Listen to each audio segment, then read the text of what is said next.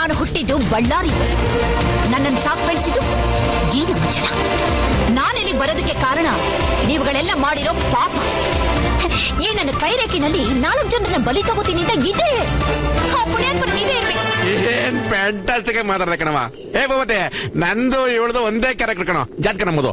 ಕೊಡ್ತಾ ಇದ್ದೇನಾ ಬಿಡವಾ, ಕೈ ಮುಕ್ಕತ್ತೀನಿ. ಕಿರಣ್ ಬೇಡಿನ ಸಾಯಿಸಿ ಅವಳ ಹೆಸರನ್ನ ಅಳಸ್ ಹಾಕಿದೀವಿ ಅಂತ ತಿಳ್ಕೊಂಡಿರೋ ನಿಮಗೆಲ್ಲ ಒಂದು ಮಾತು ಹೇಳ್ತೀನಿ, ಕೇಳಿಸ್ಕೊಳ್ಳಿ. ಗಾಳಿಪಟದ ಹಾಗೆ ಆಕಾಶದಲ್ಲಿ ಹಾರಾಡ್ತಿರೋ ಅವಳ ಹೆಸರನ್ನ ಉಳಿಸಿ ಎಲ್ಲರೂ ಉಸಿರನ್ನ ಇದೇ ಮಣ್ಣಲ್ಲಿ ಹೂತ್ ಹಾಕ್ಲಿಲ್ಲ ಅಂದ್ರೆ ನಾನು ಬಳ್ಳಾರಿ ಭಾಗ್ಯಲಕ್ಷ್ಮಿನೇ ಅಲ್ಲ ಕಂಡು. ಲಕ್ಷ್ಮಿಯ